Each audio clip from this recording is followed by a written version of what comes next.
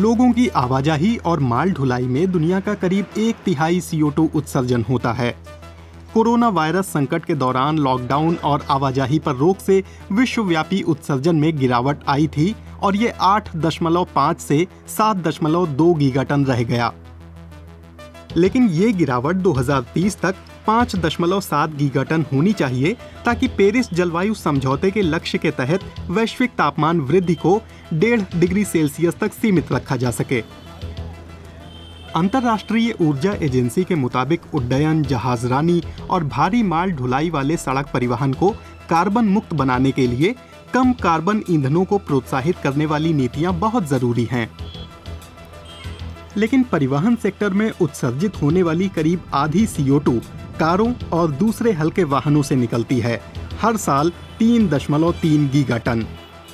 Eco friendly technology और बेहतर शहरी बुनियादी ढांचे की बदौलत हम आवाजाही कर सकते हैं, वो भी काफी कम CO2 उत्सर्जन के साथ। ओस्लो को देखिए, वृद्धि के बावजूद नॉर्वे की राजधानी में CO2 उत्सर्जन घट रहा है।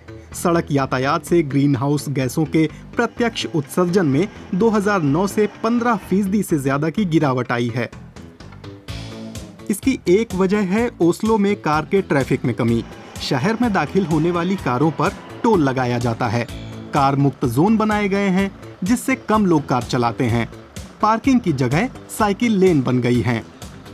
सार्वजनिक परिवहन को बढ़ावा देना भी इसका एक समाधान है। पुणे भारत में 7वां सबसे ज्यादा आबादी वाला शहर है। यहाँ स्कूली बच्चों को सिखाया जाता है कि इको फ्रेंडली तरीके से आवाजाही कैसे करें। उन्हें बसों के रैपिड ट्रांजिट नेटवर्क के इस्तेमाल के लिए प्रोत्साहित किया जाता है। अभी ज्यादातर बसें प्राकृतिक गैस से चलती हैं, हालांकि इस बेड़े की 300 बसें बिजली से चलने लगी हैं। बिजली या हाइड्रोजन जैसे वैकल्पिक तरीकों का इस्तेमाल पूरी दुनिया में अब भी 1% से कम है।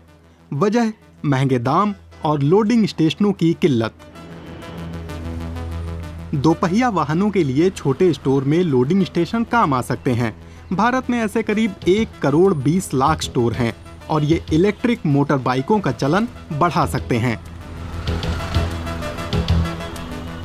बिजली से चलने वाली हवाई कारें और ट्रांसपोर्ट ड्रोन छोटी दूरियों के लिए बढ़िया हैं, लेकिन बड़े पैमाने पर इनके उत्पादन में अभी समय लगेगा। छोटी अवधि के लिए केबल कारें ट्रैफिक की भीड़भाड़ को कम कर सकती हैं। बोलिविया, मेक्सिको और कोलंबिया में उन्हें सार्वजनिक परिवहन में शामिल किया जा चुका है।